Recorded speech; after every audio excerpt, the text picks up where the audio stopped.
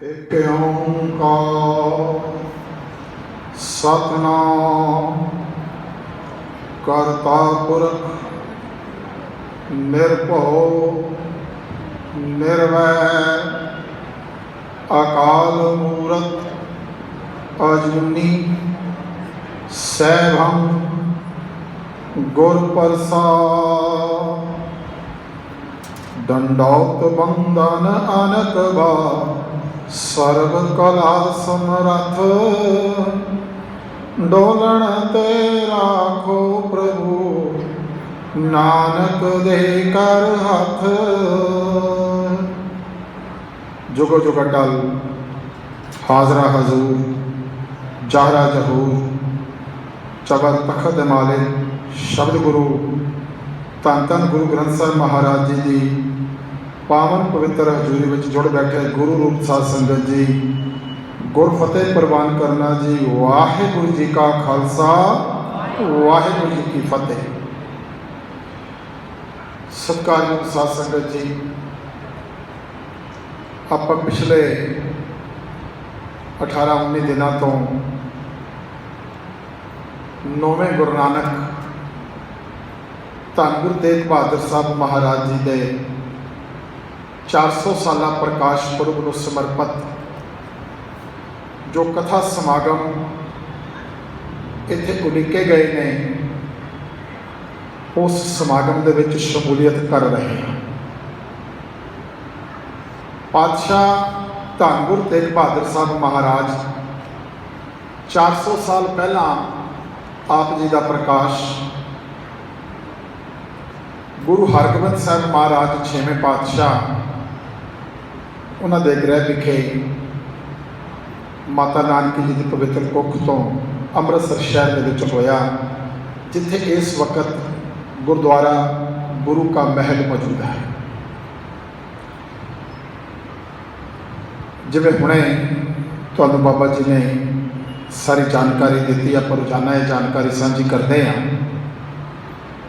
इस पुरब नूं मनाउण दे लई ये विशेष उपराला, ये विशेष कथा समागम बाबा अमरदीप सिंह जी ने जो ये उपराला किया है, बड़े बड़े भाग्य वाले हाँ आप सारे जो इस उपराले का हिस्सा बन रहे हैं। गुरु तेग बहादुर साहब महाराज जी की सारी बाणी 59 शब्द आप जी दे जो 15 रागां में दर्ज ने, 57 श्लोक ने। श्लोक राग तो मुक्त होंदे ने, उन्होंने श्लोकों का आप रोजाना कीर्तन भी सरवण कर रहे हैं, तो आने वाले दिनों में उन्होंने श्लोकों के विचार नाल भी आप जुड़ना है। अज जिहड़े शब्द की आप विचार करनी है, बिलावल राग दे विच पातशाह के कुल 3 शब्द ने, उन्होंने 2 शब्दों की आप विचार के नाल जुड़न की कोशिश करांगे। आओ पहला शब्द का पाठ सरवण करिए, उस तो उपरंत शब्द के विचार नाल जुड़न का यत्न करांगे जी। सतनाम श्री वाहिगुरु साहिब जीओ। राग बिलावल महला 9वां दोपदे। एक ओंकार सतगुर प्रसाद। दुख हरता हर नाम पछानो। अजामल घन का जह सिमरत मुकत पए जी जानो। दुख हरता हर नाम पछानो। अजामल घन का जह सिमरत मुकत पए जी जानो। रहाओ गज की त्रास मिटी छिन हूँ मैं जब ही राम बखानो। नारद कहत सुनत ध्रुव बारक भजन माहे लपटानो। अचल अमर निर्भय पद पायो जगत जाहे हैरानो। नानक कहत भगत रक्षक हर निकट नाहे ताहे तुम मानो। अचल अमर निर्भय पद पायो जगत जाहे हैरानो। नानक कहत भगत रक्षक हर निकट ताहे तुम मानो। वाहिगुरु जी का खालसा वाहिगुरू जी की फतेह। बिलावल राग दे विच पातशाह का ये पहला शब्द है। राग बिलावल राग का नाम है। महला 9वां। 9वें पातशाह धन गुरु तेग बहादुर साहब महाराज जी का उच्चारण किया हुआ शब्द दो पदे। इस शब्द के दो पदे ने।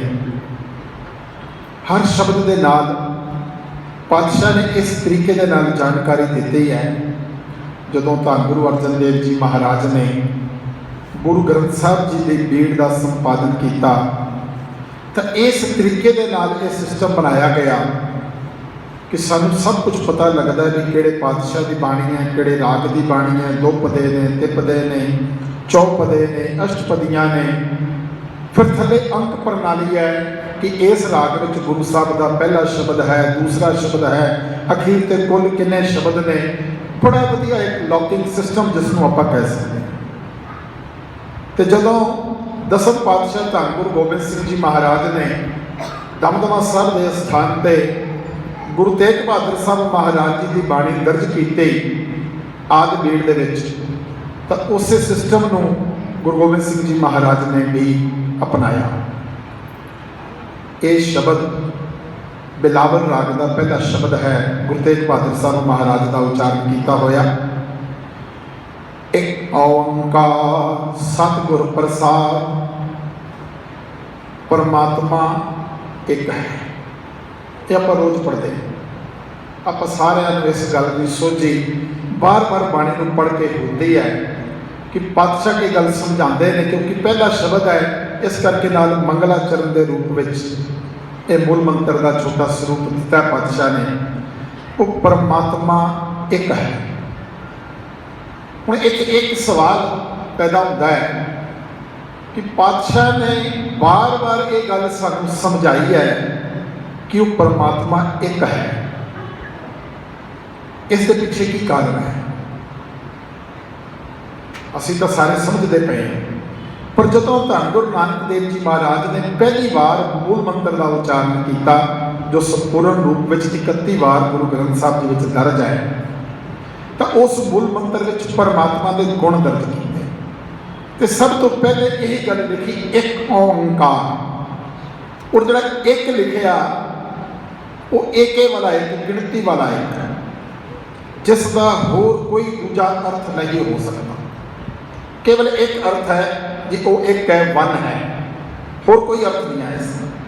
ओंकार उस परमात्मा के बारे पातशाह ने कहा कि वो परमात्मा जो सब दे विच मौजूद है, जो सब दे विच मौजूद है, लगातार एक रस व्यापक मौजूद है। ओम परमात्मा का एक नाम है। सनातन मत दे विच इस नाम को बहुत ज़्यादा वरतिया जाता है। ओम ओम को आप जो थोड़ा जहा लमका के पढ़िया तो ओम बन जाता है। हुण जिहड़े सनातन मत के विद्वान ने उन्होंने इस ओम के 3 वखरे वखरे हिस्से कर दिते। ओ आ ते मां 3 अखर। उन्होंने इस तरीके नाल परमात्मा को 3 हिस्सों में वंड दिता है। ऊड़े के नाल उत्पत्ति करने वाला, भाव परमात्मा पैदा करने वाला। जो सनातन मत की आप विचार पढ़ते हैं तो सनातन मत में उत्पत्ति करने वाले ब्रह्मा जी। ऐड़े अखर का अर्थ यह बना दिता गया आहार देने वाला, पालना पोषणा करने वाला, भाव विष्णु जी। मम्मे अखर तो यह अर्थ कढ़ दिता गया कि वह मौत देने वाला है, भाव शिव जी। 3 वखरे वखरे देवतियां दियां 3 वखरियां वखरियां जिम्मेवारियां तय कर दी। पातशाह ने इसनों प्रमाण नहीं किया। पातशाह कहते परमात्मा एक ही है। वही पैदा करने वाला है, वही पालना पोषणा करने वाला है, तो वही मौत देने वाला है। दे ले एक तुम ही दिगर कौन है। देने वाला, सानू इस जन्म में भेजने वाला, जीवन देने वाला, ले लैन वाला, इस जीवन को वापस लैण वाला वो परमात्मा एक है, दूजा कोई नहीं है, केवल एक ही है। वो परमात्मा एक ही है। उस परमात्मा के हुक्म में ही जीव पैदा होता है, उस परमात्मा के हुक्म में ही जीव इथों चला जाता है। पातशाह इस एक ओंकार के राही सानू ये गल समझानी चाहते हैं कि वो परमात्मा एक है, हमेशा भी कायम रहने वाला है, सत्य है। उस परमात्मा को मिलने के लिए गुरु की कृपा की जरूरत है, गुर प्रसाद। उस परमात्मा नाल सांझ पानी है तो गुरु की कृपा के पात्र बनना पएगा। गुरु की कृपा के पात्र आप किवें बन सकते हैं? गुरु के दसे हुए हुक्मां के अनुसार अपने जीवन को चला के, गुरु के दिते हुए उपदेशों के उपर चल के, गुरु के पाए हुए पूर्णिया के उपर चल के, तो गुरु साहब के उपदेश सानू बाणी में मौजूद मिलते हैं, गुरु साहब के इतिहास में मौजूद मिलते हैं। तो असी बड़े भागा वाले हाँ जो सानू बाणी को विचार करने का मौका मिल रहा है। इस बाणी के विचों सानू गुरु साहब के उपदेश मिलने ने, गुरु साहब सानू की उपदेश दे रहे हैं, इस बाणी राही सानू पता लगना है। इस बाणी के अज इस शब्द के पातशाह सानू की सोची बख्श रहे हैं, आप वो विचार करने का अज यतन करना है। पातशाह कहते ने दुख हरता हर नाम पछानो, अजामल गणका जय सिमरत, मुकत भय जी जानो। उस परमात्मा वखो वखरे नाम के नाल याद किया, जिसने उसनू उस जिस तरीके नाल देखा उस तरीके नाल याद करना। किसी ने उस परमात्मा का यह गुण वेख्या कि परमात्मा दुखों का हरण वाला है, दुखों का नाश करने वाला है, तो उसनू दुख हरता कह दिता। दुख हरता हर नाम पछानो, पछानो भाव उस नाल जान पहचान करनी उस परमात्मा के नाम दे। उस परमात्मा का जिहड़ा नाम है वो दुखों हरण वाला है, दुखों खत्म करने वाला है। तो असीं सारे चाहते कि साडी जिंदगी के दुख खत्म हो जाए। कोई भी नहीं चाहता, कोई भी नहीं चाहता कि मेरी जिंदगी में दुख रहे। आप रोजाना जपजी साहब पढ़ते हैं, दुख पर हर सुख घर रह जाए, दुखों को परे कर देने हैं, पर हर परा कर देने हैं, तो सुखों को असीं प्राप्त करने की कोशिश करते हैं। आ हुणे तुसीं श्लोकां का कीर्तन सरवण कर रहे सी, जो सुख को चाहे सदा, क्योंकि आप सारे सुख को चाहते हैं।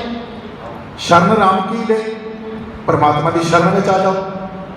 तो इत्थे भी पातशाह कह रहे हैं कि परमात्मा का नाम ही दुखों का नाश करने वाला है। उस परमात्मा के नाम नाल सांझ पा लै, उसको पछाण लै, उसको जान लै, उसको समझ लै, उस नाम नाल सांझ पा लै।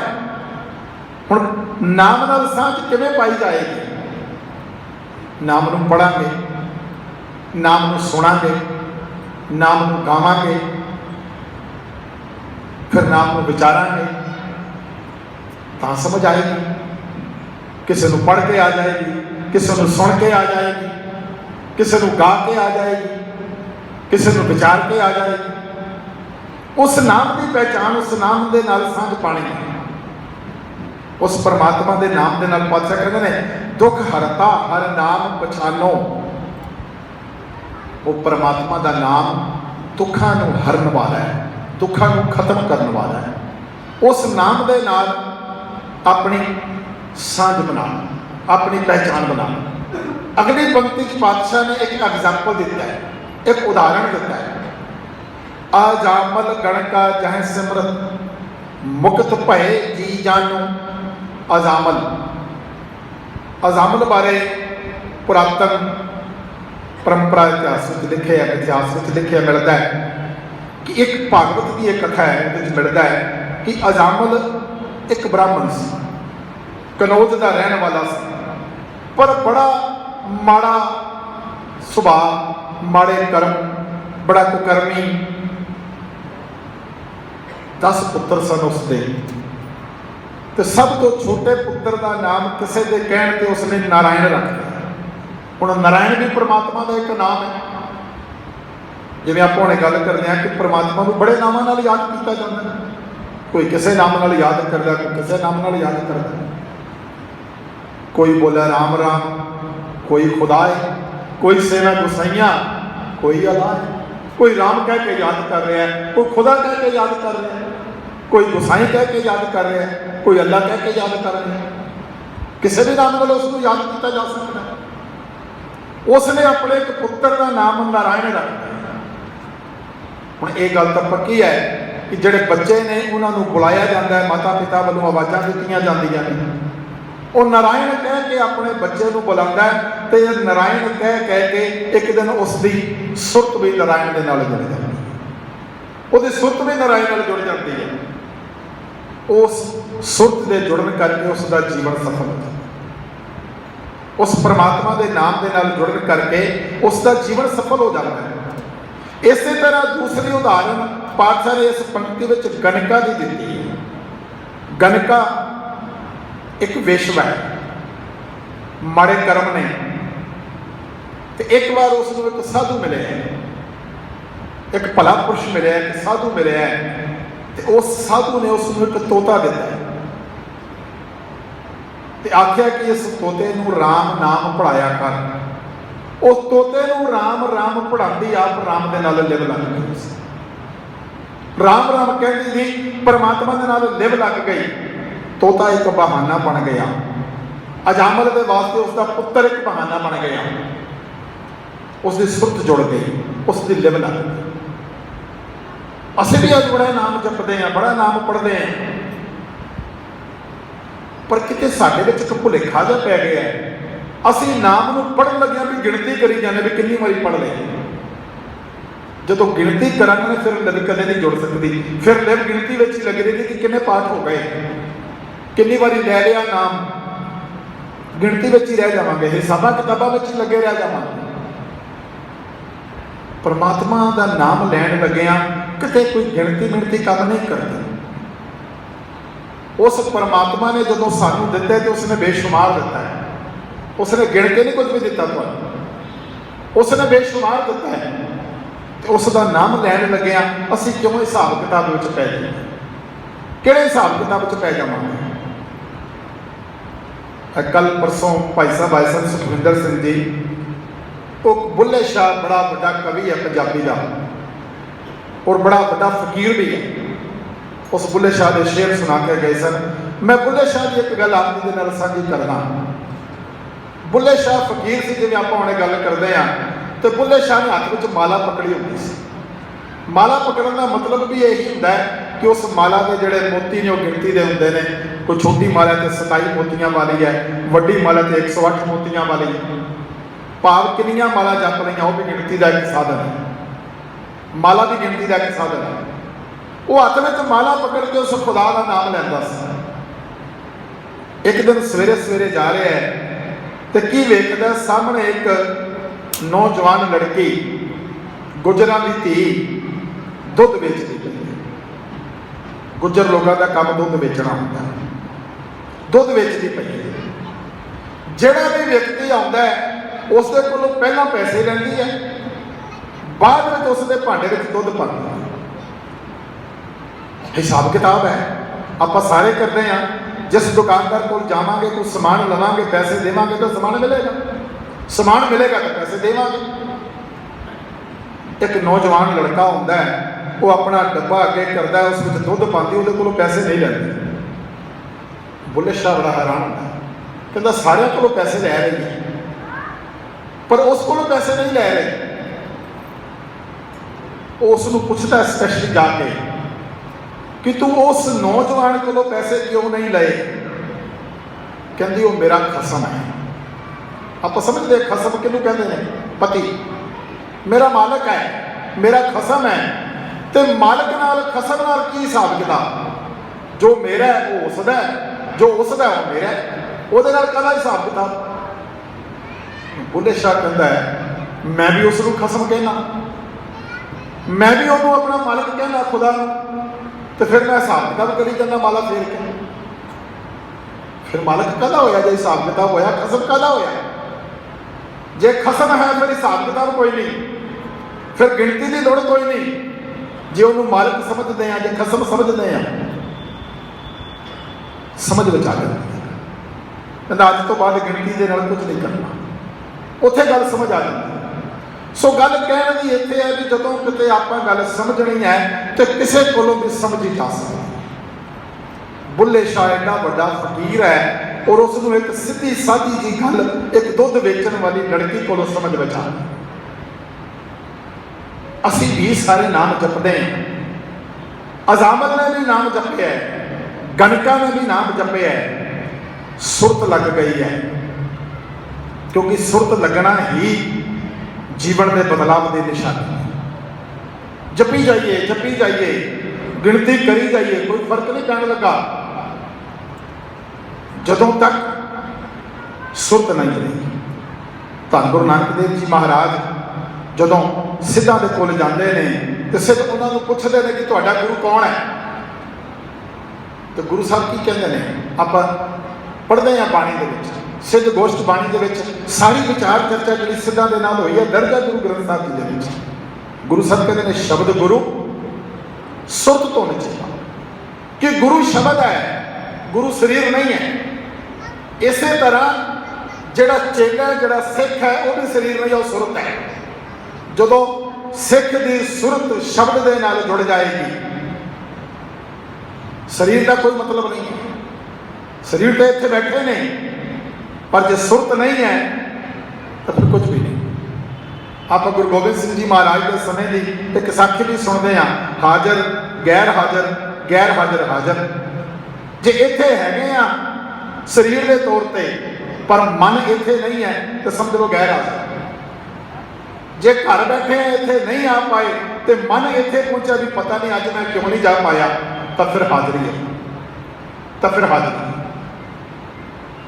नाम नूं जपना है जिवें अजामल ने जपे है। असीं ये समझिए कि असीं भी अजामल वर्गे मंद कर्मी हाँ। पता नहीं किहड़ा समा आ जाएगा जदों नाम जपदियां जपदियां सुरत जुड़ जाएगी। पता नहीं किहड़ा समा आ जाएगा नाम जपदियां जपदियां गणका वांगू लिव लग जाएगी।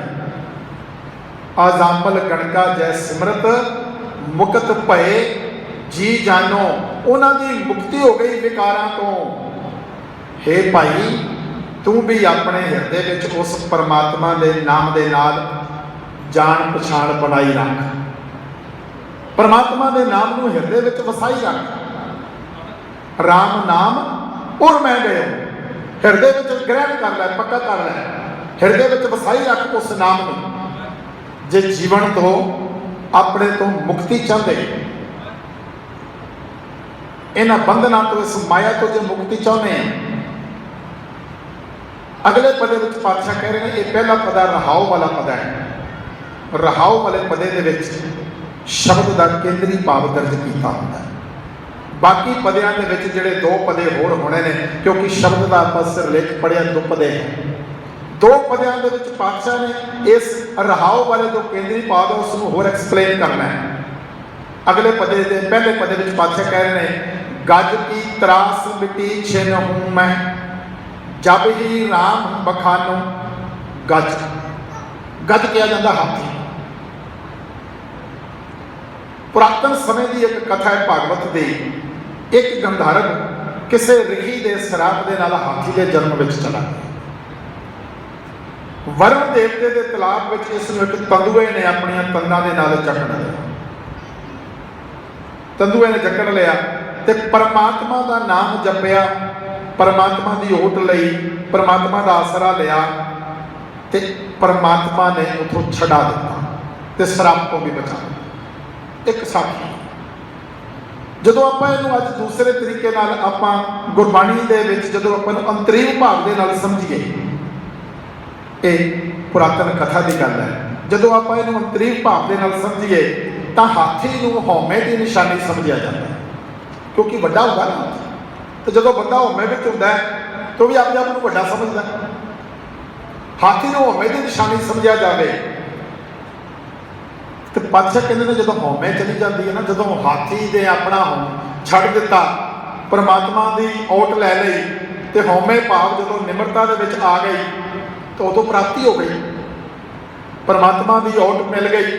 हौमे में ओट नहीं मिलती, क्योंकि हौमे में बंदा ओट में आ ही नहीं सकता।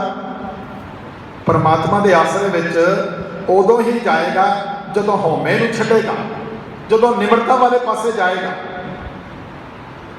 भाव जदों उस हौमे नूं छड्ड दिता, निमरता वाले पासे चला गया, परमात्मा का आसरा मिल गया, परमात्मा का आसरा मिल गया तो जीवन बदल गया, परमात्मा के आसरे विच आ गया।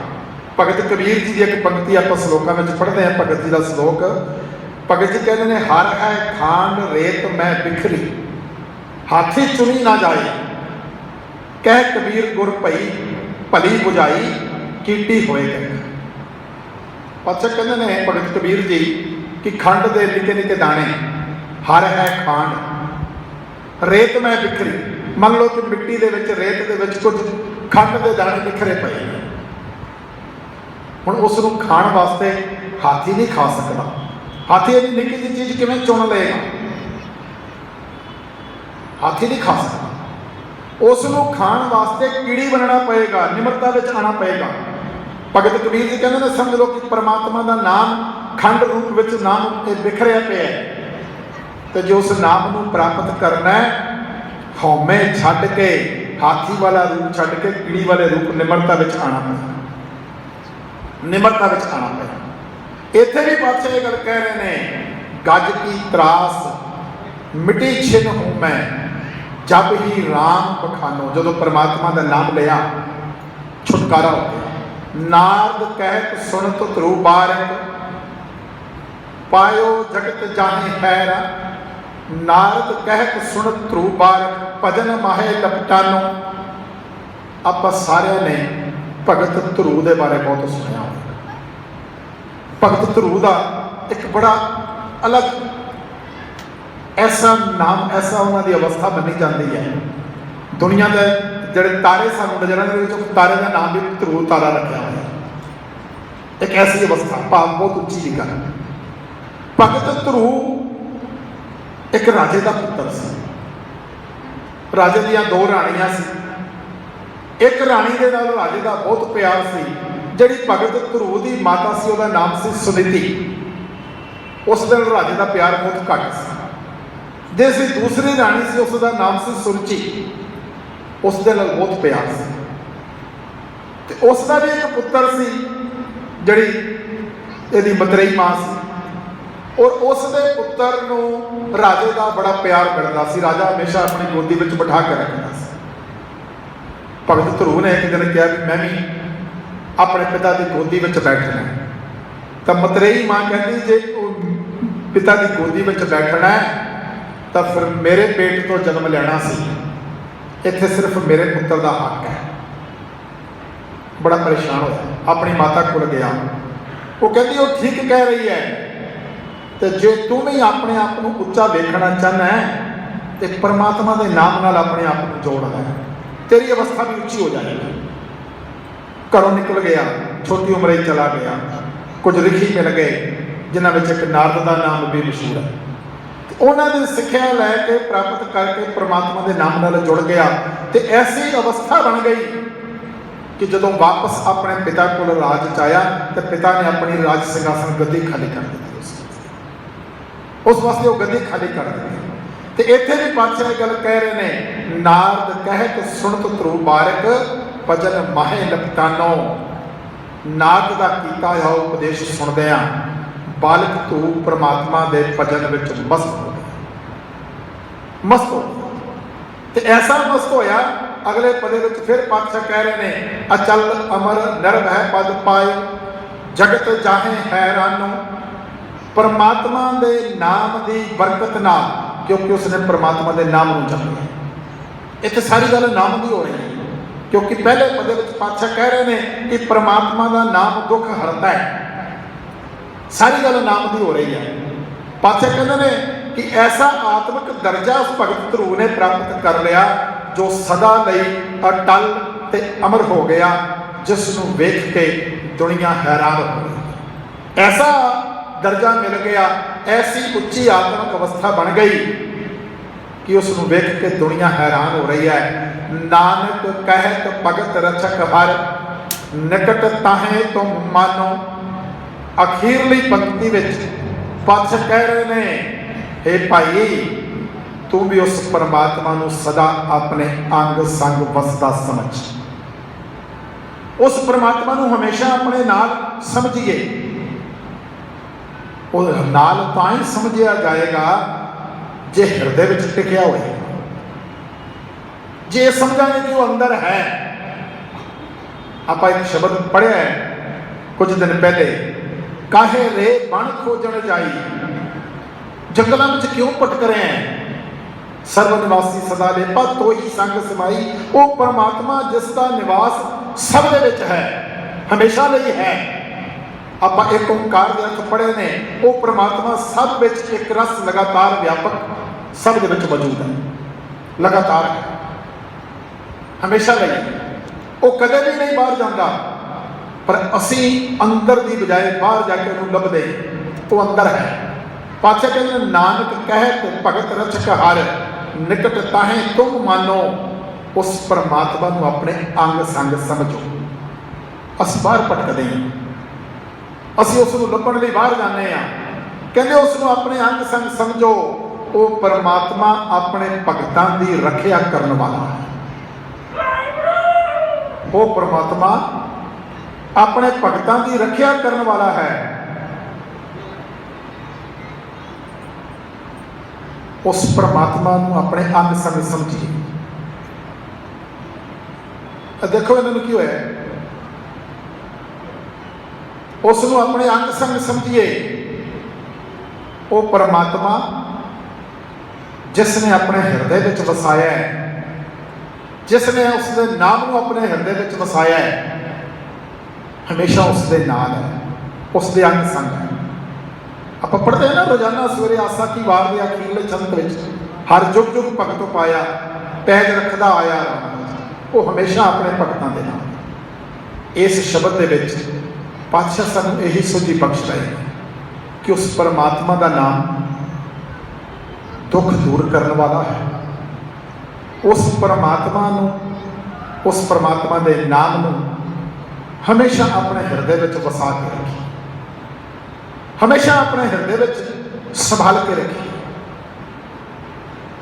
बाकी ने बड़े प्यार साडे हृदय में ने, बड़े मोह साडे हृदय में ने, असीं बड़ा कुछ अपने हृदय में वसाया टिकाया होया, मैनूं यह भी मिल जाए, मैनूं यह भी मिल जाए। पर जिस चीज़ नूं आपां हुणे गल कर रहे कि जिहड़े उपदेश गुरु ने सानूं दिते ने, उन्हां उपदेशों नूं समझण लई ही ये सारा उपराला इत्थे कीता जाए। आप धन गुरु तेग बहादुर साहब महाराज जी का 400 साल प्रकाश पुरब मना रहे हैं। गुरु तेग बहादुर साहब महाराज के बारे आप सारे जानते हैं कि पातशाह ने एक शहर भी वसाया है, आनंदपुर साहब, जिसका अज नाम आप आनंदपुर साहब लेने हैं। तो मेरे ख्याल आप सारे ने उसके दर्शन भी किए हुए। आनंदपुर साहब शहर वसाया पातशाह ने। जदों पातशाह गुरता गद्दी ते विराजमान होंदे ने, बाबा बकाला विच रह रहे हैं, बाबा बकाला तो जो अमृतसर आते हैं, अमृतसर उस वक्त हरजी जो पृथ्वी चंद जी के पोतरे ने, वो उत्थे सेवा संभाल कर रहे हैं। उन्होंने ये डर पै जाता है कि हुण बड़ा लंबा समा हो गया, जो तो 6वें पातशाह इत्थे गए ने, गुरु साहब आए ही नहीं। थोड़े समय वास्ते गुरु हरराय साहब आए सन, कोई होर आया ही नहीं। तो जे हुण गुरु तेग बहादुर साहब महाराज आ गए तो किते मेरा जिहड़ा इत्थे एक बनया रसूख वो खत्म ना हो जाए। वो दरवाजे बंद कर लेंदे ने दरबार साहब। गुरु तेग बहादुर साहब महाराज को अंदर नहीं जाण दिंदे। गुरु साहब उत्थे ही बैठते हैं। अकाल तख्त के नाल जिथे अज गुरुद्वारा थड़ा साहब मौजूद है, और गुरु तेग बहादुर साहब महाराज की याद में है। उत्थे ही बैठते हैं, कुछ समय इंतजार करते हैं तो उत्थों वापस चले जाते। उत्थों गुरु साहब वल्ला पिंड में जाते हैं। वल्ला पिंड दे विच लोग पातशाह नूं जदों उत्थे देखते हैं, पातशाह का स्वागत करते हैं, उन्होंने संगत करते हैं। उत्थे गुरु साहब उपदेश देते हैं, उत्थे टिकते हैं, रुकते हैं। जदों शहर के लोगों को पता लगता है कि गुरु साहब कल इत्थे आए सन, पर इत्थे उन्होंने अंदर नहीं जान दिता गया, लोग बहुत दुखी होंगे। पिछे जाते हैं गुरु साहब दे, पता लगता कि गुरु साहब बल्ला पिंड विच ने। और विशेष तौर पर उस वक्त औरतां वड्डी गिणती में जिहड़ियां अगे अगे जा रही हैं, उत्थे जाके गुरु साहब को माफ़ी मंगते हैं। वो अमृतसर के रहने वाले लोग गुरु साहब को माफ़ी मंगते हैं तो बेनती करते हैं कि तुसीं वापस आओ। गुरु साहब वापस नहीं आते, वापस नहीं आते, उत्थे ही रह के तो संगतां नूं उपदेश दिंदे ने। तो विशेष तौर पर इतिहास का जिक्र है, पातशाह विशेष तौर पर उन्होंने माइया उन्होंने औरतों बारे गल कहते हैं, माइया रब रजाइयां भगती लाइया। ये पातशाह ने एक आप गल कह दीए कि इस्त्रियां की वडियाई की कि जिहड़े गुरु के नाल इन्हां दा प्यार है। उतों गुरु साहब फिर अगे जाते हैं, कीरतपुर साहब पहुँचते हैं। कीरतपुर साहब कुछ समय ढुकते हैं, फिर मन में एक विचार आता है कि एक नवा स्थान एक नवा शहर उसारिया। कहलूर का राजा दीपचंद उन्होंने 52 राजियां विचों एक राजा है जिन्होंने राजियां नूं गुरु हरगोबिंद साहब महाराज ने ग्वालियर के विचों छुड़वाया। आप सारे उस साखी में जानते हैं कि मैं 6वें पातशाह ने 52 राजियां नूं 52 कलियां वाला चोला पा के छुड़वाया। उस राजे की मौत हो जाती है। और राजे की राणी, क्योंकि वो सारे जड़े राजे ने जिन्होंने गुरु साहब ने छुड़वाया सी, वो गुरु साहब के श्रद्धालु ने, गुरु साहब को मनते हैं। राजे की राणी का विशेष तौर पर पातशाह को संदेशा आता, सदा आता है कि तुसी जरूर आओ। उस दी अंतिम रस्मां विच पातशाह उत्थे पहुँचते हैं। उत्थे जाके पातशाह उस राणी के नाल जिक्र करते हैं कि कुछ जगह चाहिए है जो एक शहर वसाना है। तो माखोवाल पिंड उस राजा दीपचंद की रियासत का एक पिंड है, उन्होंने को पातशाह खरीदते हैं। और राणी वो पिंड देना चाहती है बिना भीटा दे, पर पातशाह कहते हैं नहीं। पातशाह खरीद के उस पिंड को लेते हैं, उससे शहर वसाते हैं। उस शहर का नाम रखते हैं चक नानकी। माता नानकी जी जो उन्होंने माता जी ने उन्होंने नाम दिया। उस शहर के बाजार भी बनाए जाते हैं, व्यापार का केंद्र बनाया जाता है। तो अजिहे व्यापारियों को पातशाह जिन्हों को रास की कमी है, पूंजी की कमी है, उन्होंने अपने को पूंजी भी देते हैं व्यापार करने के लिए। अज तुम जाओ आनंदपुर साहब एक बहुत बड़ा व्यापार का केंद्र भी है, व्यापार का केंद्र भी है, मंडी है पूरी। और गुरु तेग बहादुर साहब महाराज का वसाया है। पातशाह अपने को लिया के व्यापारियों को वसाते हैं। उत्थे रहायशा बनाई जांदियां ने, लोग आते हैं, रौनक लगदियां ने, दिन रात उत्थे लंगर चल रहे हैं। वो अज तक चलते पे हैं, अज तक वो रौनक चल रही ने। विशेष तौर पर जो होले महल्ले का समा आता है और जो विसाखी का समा आता है, उत्थे बहुत कुछ सानू देखने को मिलता है। उस शहर दी रौनक देखने को मिल रही हैं। वो शहर गुरु तेग बहादुर साहब महाराज ने वसाया। और उत्थे रह के पातशाह संगतां दे नाल विचार चर्चा होंदियां ने, पातशाह संगतां नूं उपदेश देते हैं। एक गुरसिख पूछता है कि पातशाह मन में अशांति बड़ी है। अज असीं सारे गल कह देंगे, बड़ी बेचैनी है, बड़ी अशांति है, बड़ी भटकना है, बड़ी परेशानी है। इसका की कारण है? तो पातशाह कहते हैं अशांति का कारण है संतोख का ना होना। साडा जीवन संतोखी नहीं है, साडे जीवन में संतोख नहीं है। संतोख का भाव सबर भी कह सकते हैं। अज आप गल करिए कि जो कुछ भी असीं देखते हैं, साड़ी इच्छा होती कि मैनूं यह प्राप्त हो जाए, मैं लै लवां, किसी भी तरीके मैनूं मिल जाए, किसी भी तरीके मैनूं मिल जाए। तो जो संतोखी होंदा बंदा कहता जो मिल गया उस विच गुजारा, यह संतोखी जीवन है। पातशाह कहते संतोख की घाट है। आप पढ़ते हैं ना बाणी में भी, बिना संतोख नहीं कोई राज। संतोख तो बिना कोई नहीं रज सकता। जिन्नी मर्जी प्राप्ति हो जाए, जिन्ना मर्जी कुछ मिल जाए, हर बंदा कहता मैनूं हुण इस तो भी अगे जाना, इस तो भी अगे जाना, ये भी मिल जाए, ये भी मिल जाए। जो मेरे को है वो तो है ही है, पर जो कुछ मेरे गुआढ़ी को है मेरे को भी जरूर होना चाहिए, वो भी जरूर होना चाहिए। क्योंकि तृष्णा बड़ी है, सब कुछ प्राप्त करने की इच्छा रहती है। पातशाह कहते अशांति का कारण जिहड़ा है वो संतोख की घाट है। जे अंदर संतोख आ जाए तो फिर किते अशांति वाली गल रहिंदी नहीं, किते कुछ नहीं होता। हुण पातशाह नूं एक व्यक्ति पुछदा है कि एक गुरसिख पुछदा है कि महाराज गुरमुख कौन है। आप सारे देखते हैं गुरमुख जिहड़ा जिहदा मुख गुरु वाल है, मनमुख जो अपने मन की सुनता है, गुरमुख जिहड़ा गुरु की सुनता है, जिहदा मुख गुरु वाल है। आप आखिरी अर्थां की गल करिए तो पातशाह जो कहते गुरमुख वो है जिस दे इंद्रे बाहर नहीं भजते, काबू विच ने। दुनिया के रंग तमाशिया वेख के बेकाबू नहीं होंगे, दुनिया के रंग तमाशिया वेख के बेकाबू नहीं होंगे। जिसकी मत का राखा आप अकाल पुरख है, मत का राखा अकाल पुरख है। आप रोज अरदास विच करते हैं, मन नीवा मत उची, मत का राखा आप अकाल पुरख। ये अरदास विच भी आप रोज पढ़ते हैं। मत भाव सोच अकल बुद्धि, तो जिहदी मत का राखा अकाल पुरख होएगा उस तो बड़ा गुरमुख होर कौन हो सकता है। मत का राखा आप अकाल पुरख है जो अपने आप को प्रेम की अग विच ढाल के प्रभु के नाल मिला देता है, वह गुरमुख है। अपने आप की परवाह नहीं करता, भाव अपने आप की परवाह नहीं करता। आप होमे विच नहीं है, बाणी विच भी पंक्ति आती है, आप गवाइया तां शौ पाई, तां परमात्मा मिलता है।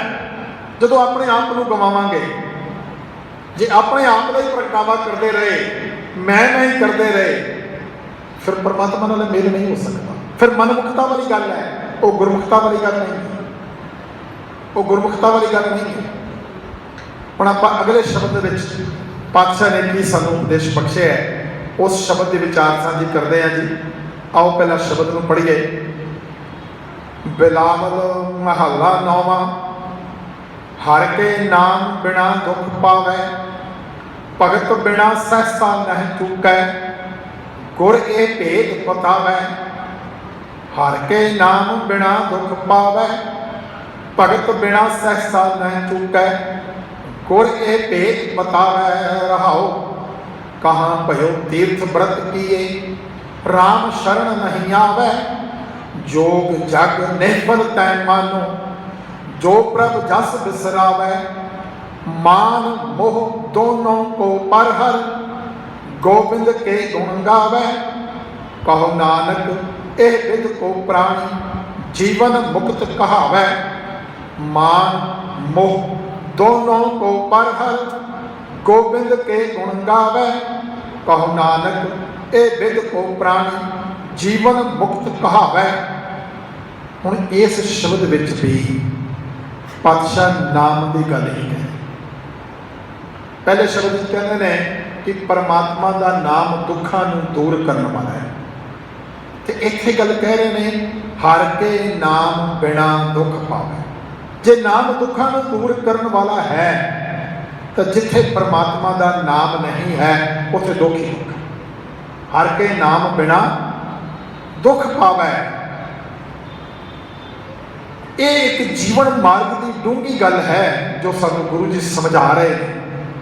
भगत बिना सहसा न चुकै, गुर ये भेद बतावै। गुरु साहब ये भेद दस रहे ने, ये भेद दस रहे ने, सानू डूंगी गल दस रहे ने कि परमात्मा की भगती तो बिना मनुख का सहम खत्म नहीं होता।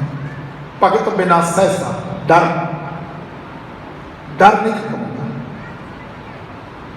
भगती तो बिना, परमात्मा के नाम तो बिना डर खत्म नहीं होता। उस हमेशा डर के विच, हमेशा डर विच। तो परमात्मा निरभव है, उस डर विच है। हुण असीं डर विचों किवें मुक्त हो सकते हैं? सुखमणी साहब विच पढ़दे हैं, निरभव जपै सगल भौ मिटे। जदों उस परमात्मा नूं जपांगे जिहड़ा आप निरभव है, तो साडे भी सारे डर खत्म हो जाए। इत्थे भी पातशाह कह रहे हैं कि परमात्मा के नाम तो बिना डर ही डर है, दुख ही दुख है। दुख तो डर एको जिहा, डर तो ही दुख पैदा होते हैं। डर आ गया तो दुख बन गए। हर के नाम बिना दुख पावै, भगत बिना सहसा न चुकै, गुर ए भेद बतावै। गुरु साहब सानू डूंगी रमज दस रहे हैं, ये भेद दस रहे हैं कि परमात्मा की भगती तो बिना ये डर खत्म नहीं होना। कहाँ भयो तीर्थ व्रत किए, राम शरण नहीं आवे। कोई लोग तीर्थ यात्रा कर रहे हैं, कुछ लोग व्रत रखते पे हैं, बड़े सारे काम असी उलीके हुए हैं, बड़ा सारा असी कुछ ऐसा काम उलीक ले कि कोई कह रहा मैं उत्थे जा रहा, कोई कह रहा मैं व्रत रख रहा, बड़े तरह के असी होर इस तरह के काम उलीक लए, बड़े तरह के कर्म कांड असी पाल लए। व्रत रखना जिन्हों के धर्म में व्रत है उन्होंने मुबारक है, मुबारक है। पर गुरु साहब इस प्रवानगी नहीं देंगे, बिल्कुल प्रवानगी नहीं देंगे। पातशाह कहते हैं कि जेडे लोग जदों तक परमात्मा की शरण में नहीं पैंदे तो उसकी तीर्थ यात्रा करने का भी कोई लाभ नहीं। तीर्थ यात्रा पर जाना चाहिए, बड़ी चंगी गल है। असी अपने इतिहासक स्थानों पर जाइए, उत्थे देखिए, उत्थे समझिए जाके कि गुरु साहब ने इत्थे की कीता, ये तीर्थ बने हैं। गुरु साहब ने इत्थे की कीता है। साडे कोल इस कथा समागम के पहले दिनों में भाई हरपाल सिंह जी आए सन फतेहगढ़ साहब। वो सानू ये गल कह के गए कि उत्थे आओ, उत्थे जाके सानू पता लगे कि गुरु के लाला ने किवें कुर्बानी दी है। तीर्थ यात्रा से जाना तां फायदा है, तां उसका सानू लाभ मिलेगा जे असीं उत्थे जाके गल समझांगे कि गुरु साहब ने इत्थे की सिक्ख्या दी गुरु अपने गुरसिखां। तो जे केवल उत्थे गए, इन्नी जल्दी जल्दी गए, गड्डी गए, सवेर की गए, शाम की वापस आ गए, तो फिर केवल हौमे का प्रगटावा। तीर्थ जाए तो हाँ हाँ करता, आसा की बात पढ़ते हैं आप लोग इस गल भी हौमे में आ जाते हैं कि मैं तो इन्नी बार उस तीर्थ से गया जी, मैं तो हर हफ्ते उत्थे जाना, मैं तो हर संग्रांद में उत्थे जाना, मैं तो हर महीने में इस दिन उत्थे जाना। ये भी कितने हौमे का प्रगटावा बन जाता है जे परमात्मा की शरण में नहीं आए। इस पदे में पातशाह कह रहे हैं, कहाँ भयो तीर्थ व्रत किए, राम शरण नहीं आवे। जे परमात्मा की शरण में नहीं गए तो फिर तीर्थ का भी कोई फायदा नहीं, फिर ये जो व्रत रखिया का भी कोई फायदा, इन्हों का कोई फायदा नहीं। जदों आप दसम पातशाह की बाणी में पढ़ते हैं तो दसम पातशाह भी सानू जो खालसे की डेफिनेशन समझाते हैं तो पातशाह वो की कह रहे हैं, जागत जोत जपै निस्बासर, एक बिना मन नैक न आनै, पूर्ण प्रेम प्रतीत सजै, व्रत गोर मड़ी मठ भूल ना माने। पातशाह कहते हैं कि वो व्यक्ति जिहड़ा दिन रात निस्बासर, दिन रात जागत जोत जपै, उस परमात्मा नूं जिहड़ी जगदी जोत है उसनूं दिन रात जप रहे हैं, तो उसके मन में किसी होर दे लई निक्का जिहा भी ख्याल पैदा नहीं होता। एक बिना उस एक परमात्मा तो बिना किसी होर दे लई निक्का जिहा ख्याल भी पैदा नहीं होता। एक बिना मन नैक ना आनै, पूर्ण प्रेम प्रतीत सजै। वो परमात्मा के नाल प्रेम करता है, भरोसा करता है परमात्मा ते किसी भी तरह का वर्त नहीं रखता, किसी गोर नूं, किसी मड़ी नूं, किसी मठ नूं भुल के भी नहीं मनदा, भुल के भी नहीं मनदा, किसी वर्तां विच नहीं पैंदा। तीर्थ दान दया तप संजम, एक बिना नह एक पछानै। वो इस तरह के दान वर्गे कामों के नहीं पैदा, वो अपना दसवंध तो कटदा है। दान तो दसवंध में एक फर्क होता है। जो बंदा किसी को दान देता है ना तो मन में हौमे आ जाते कि मैं इन्हें दिता है मेरे करके इस तो दसवंध तो मेरे आई नहीं, तो आई गुरु का। जिन्नी साडी कमाई है वह दसवां हिस्सा दसवंध जो असीं कढ़दे हैं वो तो गुरु का, तो वो अगर मैं किसी को दे देवां मेरा थोड़ा, वो तो गुरु दे रहे। इतने पाछड़ ने दान के नाल हौमे आ जाती, कोई किसी को दया करता पे, कोई पता नहीं की करी जा रहा है। पाछा कहते परमात्मा एक तो बिना किसी को भी नहीं पछाणता। पूर्ण जोत जगह घट मैं तब खालस ताहे ना खालस। फिर उसके अंदर भी पूरी जोत जग जाती, परमात्मा की जोत जग जाती है, तो फिर वो खालसा कहवाता है। ये खालसे की डेफिनेशन है जी दसम पातशाह ने आप दी है। थोड़े दिनों बाद आप खालसे की साजना भी मनानी है। इत्थे भी पातशाह कह रहे हैं कहाँ पयो तीर्थ व्रत किए राम शरण नहीं आवे। जे परमात्मा की शरण विच नहीं आए तो फिर व्रत कादे ते तीर्थां ते जाना कादा। जोग जग ने फल तै मानो जो प्रभ जस बिसरावै। जेड़ा मनुख परमात्मा की सिफत सलाह नूं भुला देता है, जो प्रभ जस बिसरावै, बिसरावे का मतलब भुला देना, विसरना। आप रोज पढ़ते हैं शाम को रहरास साहब आखा जीवा विसरा मर जाओ। जे मैं परमात्मा का नाम आख रहा, लै रहा, जप रहा तो मैं आत्मक तौर पर जी रहा, तो जे मैं भुल रहा तो मेरी आत्मक मौत है। इत्थे भी पातशाह कह रहे हैं जोग जग। बड़े लोग योग करते हैं, बड़े साधन करते हैं, बड़ा कुछ करते हैं, बड़े जग साधन करते हैं, योग साधन करते हैं। अज असीं बड़े बड़े बड़े बड़े समागम करते हैं। पुराने समय में जग साधन किए जाते थे। पातशाह कहते हैं वो योग जग साधन सारे जड़े ने वो व्यर्थ ने जे परमात्मा की सिफत सलाह भुला देता है। वो सारे साधन व्यर्थ ने। असीं अपने वालों बड़े धर्म के कर्म कर रहे हैं, पर जे परमात्मा की सिफत सलाह इहदे विच नहीं टिकी, परमात्मा की सिफत सलाह भुला दी है, तो फिर कुछ भी नहीं, फिर सब कुछ व्यर्थ है। इस शब्द के अखीरले पदे विच पातशाह कह रहे हैं मान मोह दोनों को पर हर गोबिंद के गुण गावे। मान मान सानू अज बड़ा है, इनू आप हौमे भी कह देंगे कि मैं ये किया मैनू बड़ा मान है। ये हौमे का प्रगटावा है। मोह ये मेरा है। मोह जो है ना ये सिर्फ अपने के नाल ही होता है। प्यार सारे नाल हो सकता है, मोह अपने बच्चे नाल ही होता है। आप वेखते हैं ना महाभारत की जो तुम पढ़ते हो स्टोरी या टीवी पर देखते हो, पुत्र मोह के कारण तो सारी वो जंग हुई सी कि मैं अपने पुत्र को ही गद्दी देनी है। धृतराष्ट्र की गल कह रहा है, पुत्र मोह कारण ही सब कुछ हो गया। इत्थे पातशाह कहते हैं मान मोह दोनों को पर हर, दोनों को पासे कर दे।